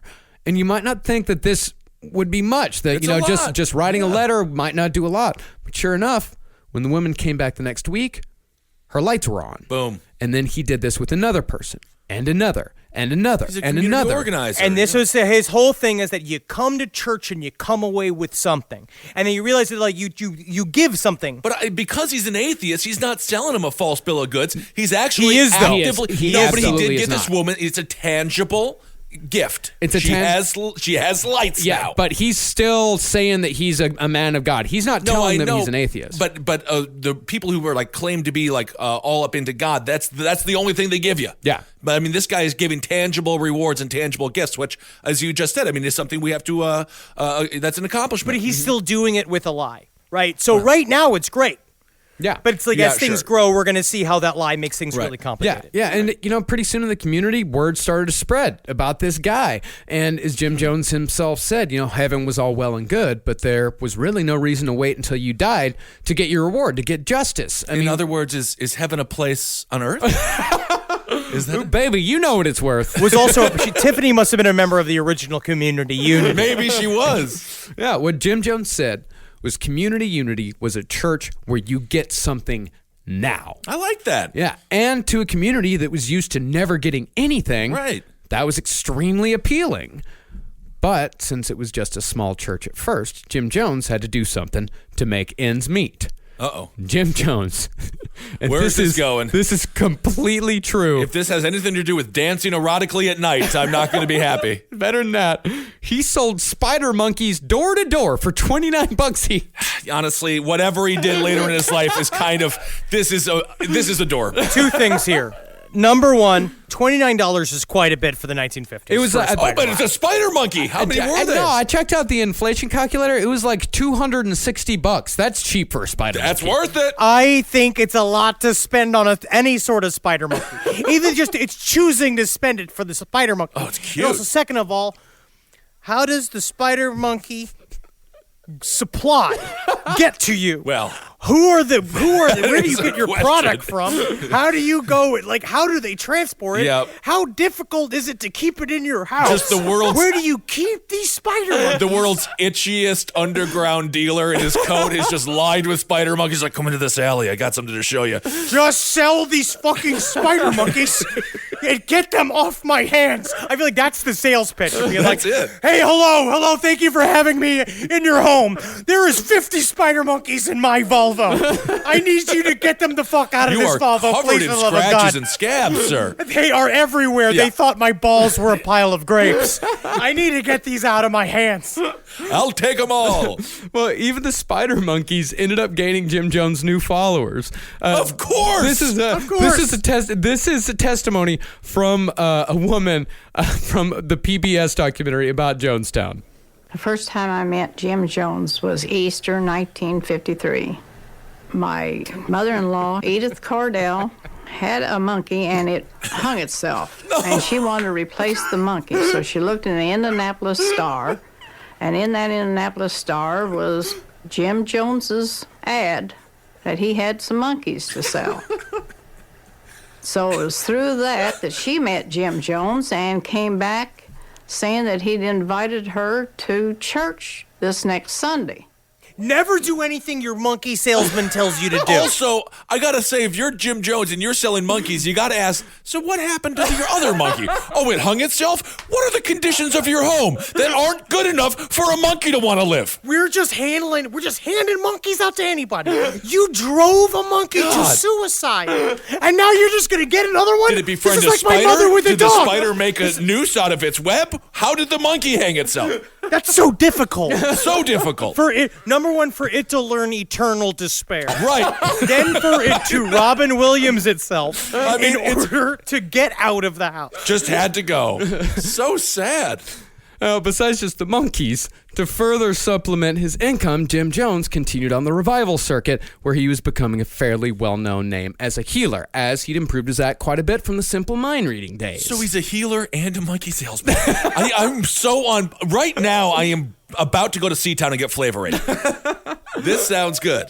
There was such a buzz that in Cincinnati, Jim Jones drew a crowd 1,000 strong, and still 200 people had to be turned away. Wow. And eventually, Jim Jones started picking up true believer followers. Among the first were Joe and Clara Phillips, who were convinced that Jim had cured their son's heart defect, although it was most likely just an early misdiagnosis. Okay. They were joined by Edith Cordell, the monkey woman, who believed Jones also had cured her arthritis. Hey, all right. Also, I needed a direct line to those sweet, sweet monkeys.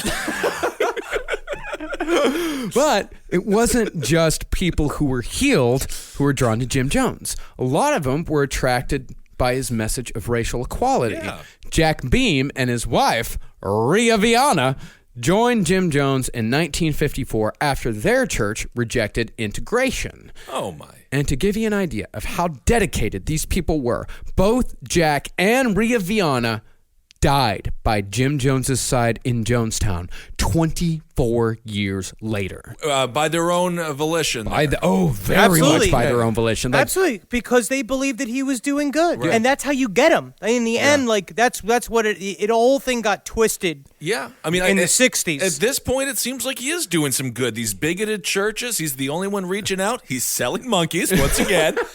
So there is a lot of positive things happening. He's doing a lot of good, and even his best work is still ahead of him at this point. See, I mean, these people, Jack This is Bean. the strangest cult leader, though, because I don't recall having, legitimately a person trying to do good. Yes. Everyone else was more fraudulent in some ways. More fraudulent. I mean, a lot of them were just interested in sex. Right. They were just interested in power. So there were something very altruistic. He's doing means justify the end stuff, though. It's since the very beginning. Right. He was. Yeah. He was. And so it did technically start that way. Okay. Yeah, and these people, I mean, they were good people. They believed in him because they believed that he was doing good. And even when he was lying and cheating, they told themselves this is all for the greater good. Sure. And this started in the earliest days. They started making the allowances immediately. They're giving a little every week, huh? Immediately. Yeah, because you forget all the healing shit is bullshit. Yeah. All the healing stuff is not real. Yeah, and that's the thing is the people like, Jack Beam and Ria Viana, the cancer removals. They saw that they knew all of the healing and all that shit. They knew everything that he did at the revivals was total bullshit. Right. But now that he had dedicated followers that followed him for a totally different reason, he had plants. But even if it's psychosomatic, though, and if you do feel better, there is something to that. I mean, It's a lie. It is a lie. It is a lie, but it's if it still a lie. No, I mean, it never really the works. The mind is an interesting thing. No, people will their pain away sometimes. Like psychosomatic, like placebos. Sure. Placebos will work sometimes, even though it is a placebo. Like the power of the mind is an amazing thing. It's true, but when it comes down to a straight up lie, you get that check in the end. That's what I believe. You're just kicking the can, dude. Kick the can. So Jim had plans, but the thing is about plants is you just can't give a hobo $20 and hope he can act. No, you need a performer. Yeah, and not just that, but in order for people to actually believe it, you can't have someone that just shows up, gets healed, and leaves. Right. You have to have someone that the congregation knows and that the congregation trusts. This is tough to do. Yeah. Now, first, Jim would take 2 people into his confidence and let him know the plan ahead of time.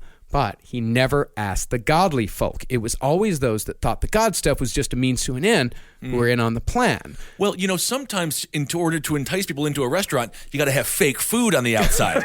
And the food inside is very real. I want real food. I want to see the real food. I don't go to restaurants that have fake food on the outside. But the outside is That's fake, Olive but Garden. That's what brings you in. No, you're talking. I mean, Applebee's. Olive Garden sounds good. Olive Garden's great.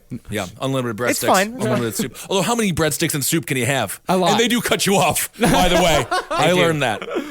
Carrabba's is technically the higher quality chain, and then if you want to really go for to break the bank, Maggiano's. Ooh, Maggiano. So during the sermon, after Jim had already gone over this plan with 2 people, he'd call out one of their names, say, "You got cancer," and have the second plant escort them to the bathroom. Jones would then tell them to essentially take a dump. Okay. And he would work his magic from on stage. So I would not be able to help actually taking a shit. And after a plausible amount of time, the duo would come back with a bloody, smelly mass wrapped up in a napkin, and were told that the congregate had passed the cancer. That's not how it works. You don't crap cancer. Well, if Jim Jones is in charge of your congregation, you do. And they said that bloody mass was the evidence. I would have stood up and I would have said, "That's Dookie, Jim." It's Dookie. Actually, and then Jim would have been like, "You want a spider monkey?" You'd be like, "I will sit down and I will shut up and I will take my spider monkey." Let me help the organization, please. Well, what the mess was, it was chicken guts. Oh. Yeah, and they'd allowed the chicken guts to just rot a little, so it smelled terrible.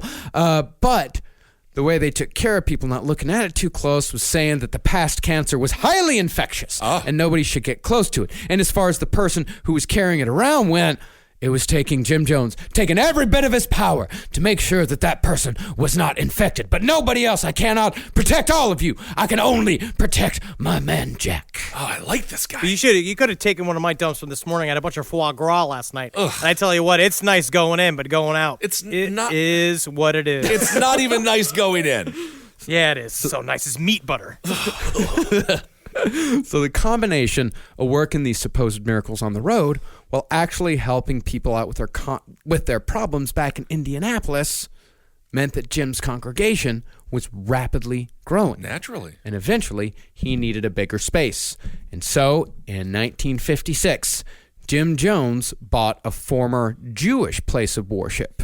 The word temple was carved on the wall outside, and since the church was to be a socialist endeavor, Jim Jones gave his church a new name, People's Temple.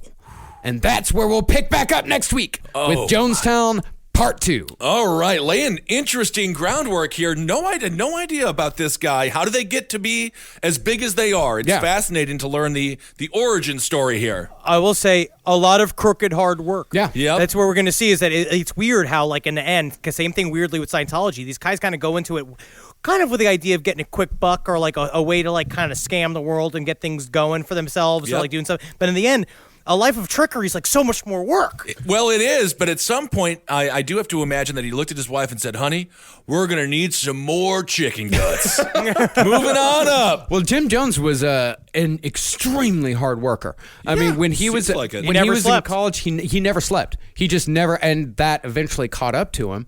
But for many years, like Jim Jones, from dawn to dusk and beyond, like he was always working. Bill Clinton was like that. Yeah. Well, they're all like that. Yeah, but that's why the amphetamines came in. But we're going to get to that All later. right. Yeah, and all of these episodes, thank you for listening. All of these episodes are going to be about this long. All right. But yeah, we've gone. This is going to be a very exhaustive. This is very intense. We're really going in there because I feel like we've never done something to this level. We love cults. Yeah. I personally, in the end, it's We'll love to strange study over them. time. Yeah. I just love to study cults even more than serial killers. Me too. Cults are my favorite. These are my favorite. Cult episodes are always my favorite episodes. And and we're gonna in the future, we fucking biffed Heaven's Gate. We're gonna take a serious run at Heaven's Gate here very soon. I wouldn't say it was a biff. It was a biff. It was not a biff. Our first 60 or so episodes were there was a lot of biffs. Happy 300. Happy 300. We did 300. it. I am Sparta. What about Barb? What about Barb? What about Did that ever Barb? come out? What about Barb? No. Oh, they shelved it, huh? I can actually maybe tell that story sometime because I don't think we've been saying that for forever and nobody has any I clue. think what we that was talked gonna about be, it but on I the think live legally, stream. Yeah, maybe. I think legally I'm not allowed to talk about it. I think that show is so dead and gone. Yeah. You can talk about What About Barb. I think What About the Barb was remake put of on the What About shelf Bob long that they ago. were trying to create for television because they're out of ideas. Yes, idiots. Yes, they are. They are out of God. ideas. They are definitely out What of ideas. about Wow. Barb? What about Barb? Yeah. We make it illegal, which I think is actually very progressive, but it's bad. Stupid. It'll be fine. It's fine. Yes. It's dumb. All right. Well, thanks everyone for listening. What do we want to say here? We want to thank you everyone who has donated to the Patreon. Of course, yeah. There was just somebody on Twitter who reached out regarding the Patreon. Thank you so much. Yeah, thank you so much to all the people who give. Patreon.com/lastpodcast on the left is where you can go. We appreciate each and every one of you, no matter how much you give. Thank you so much. And we're going to keep going, man. We got a lot going on this year. We got a lot coming up in 2018. We have a lot of shit coming up. Absolutely. It was Philip Berth, I believe is his name. Thank you, Phil, for reaching out on Twitter. You can always find me on Twitter at Ben Kissel, and I'll respond to you there. I know some people say they want more shout-outs and stuff when we try to give it, but you can just find us, and I will respond to you. Yeah, you can always find just us. Always find us. And Kissel loves to respond. He always responds. Yep, I try to. I respond to the funny ones. Yeah, I respond to the nice ones and the funny ones. No snarky comments because that don't fly on my Twitter. You don't understand, guys. One thing I will say is like we're part of a weird phenomenon that's called being a tiny internet celebrity. And that when you are a part of this, we're three people that do not really know how to navigate this. And we're doing our best. So follow us on Twitter at Henry Loves You, at Marcus Parks, at Ben Kissel. Follow us on Instagram at Dr. Fantasy, at Marcus Parks, at Ben Kissel, the number 1. Yes. And follow us for whatever the fuck it is that you get your breaking news on at LP on the left. Yes. Yeah. And I made my first Instagram video, a little scene from Friday the 13th Part 3 yesterday. So I think I'm going to do it. It's scary the first time. So I broke I'm proud the ice. of you, man. I get horrified it's with certain things. super trill of you. Yeah, thank you. Crazy trill that you joined Insta Stories. I think it's trill. Story, I think that's it's, what it is. I think it's of the moment. You're on trend. Thank you. Well, go listen to all of our other shows over at lastpodcastnetwork.com. We got a ton of stuff to listen to over there. And also check out my new music show, Milk and Peppers. I do it every, you can listen live every Tuesday at kpiss.fm. I do it out of KPISS FM out there in Bushwick. Check it out. It's 1 to 3 p.m. every single Tuesday. But if you can't make it, you can always go and listen to all the episodes at mixcloud.com/Marcus Parks. I'm going to be posting every single episode there every single week. There it is. We only got one so far, but you can go listen to that and all the other Lucky Bone shows that I've done. There's a lot of content out there, and thank you to everyone who has listened so far. Absolutely, and I want to thank everyone. I go on these television news networks, and I get a lot of hate from a lot of people, but thank you all so much for the kind ones, because you guys, and it's great because they defend me, and they're very sweet, and you really make everything worth it, and I'll keep on trying to stand up for you the best I can, and let me know how I'm doing. Like Ed Koch, how am I doing? And then at the end, people were like, you're doing terrible, and he's like, well, no, but how am I doing? All right, hail Satan. Hail yourselves. Hail me. And honestly, guys, happy 300th episode. We've done it, and it's all because of our audience, and it's because of us three. That's it. All right. Yes, because our refusal to quit. There it is. It's almost like we have no other discernible talents. Magustalations. Magustalations. Thank you.